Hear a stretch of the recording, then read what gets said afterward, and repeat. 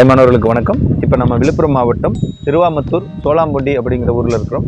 சகோதரர் பூபாலன் அவங்கள பார்க்குறதுக்காக நம்ம வந்திருக்கிறோம். கடந்த 3 மாதத்துக்கு முன்னாடி அவர் ஒரு பந்து ஸ்கூல் கிரவுண்டில் விழுந்துருச்சு அப்படின்னு சொல்லிட்டு அதை ஏறி எடுக்க போகும்போது உயர் மின்னழுத்தம் பாதிக்கப்பட்டு கீழே விழுந்துட்டார். 2 மணி நேரம் யாரும் கவனிக்காமல் இருந்ததுனால அவர் சுயநினைவையும் இழந்துட்டார்.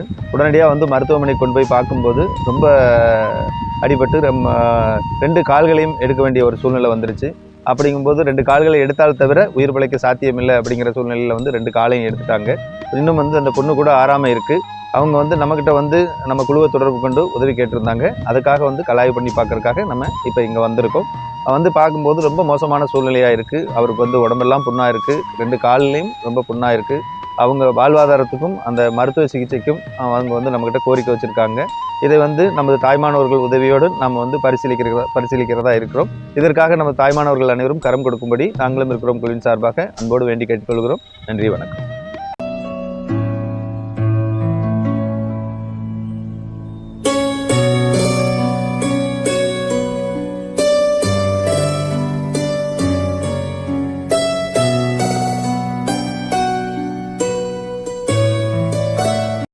தாய்மானவர்களுக்கு வணக்கம். இப்போ நம்ம விழுப்புரம் மாவட்டம் திருவாமத்தூர் பக்கத்தில் சோலாம்பொண்டி கிராமத்தில் சகோதரர் பூபாலன் அவங்க வீட்டில் இருக்கிறோம். கடந்த வாரத்தில் ஊடகத்தில் ஒரு செய்தியை அடிப்படையாக கொண்டு நாம் இங்கே கலாய்வு பண்ணி பார்த்துருந்தோம். அவர் ஒரு மின்சார விபத்தில் எதிர்பாராத விதமாக 2 கால்களும் அகற்றப்பட்டு இப்போ சிகிச்சையில் இருக்கிறாங்க. அவங்களுக்கு டெய்லி அந்த சிகிச்சை ட்ரெஸ்ஸிங் டெய்லி பண்ண வேண்டிய ஒரு சூழ்நிலை. அதுக்காக மருத்துவ உதவிக்காக நம்மக்கிட்ட கோரிக்கை வச்சுருந்தாங்க.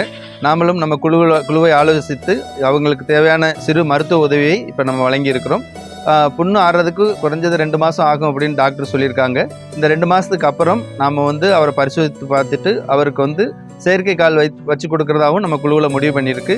இதற்காக கரம் கொடுத்த தாய்மானவர்கள் அனைவருக்கும் நாங்களும் இருக்கிறோம் குழுவின் சார்பாக மிகுந்த நன்றிகளை கூறிக்கொள்கிறோம். நன்றி, வணக்கம்.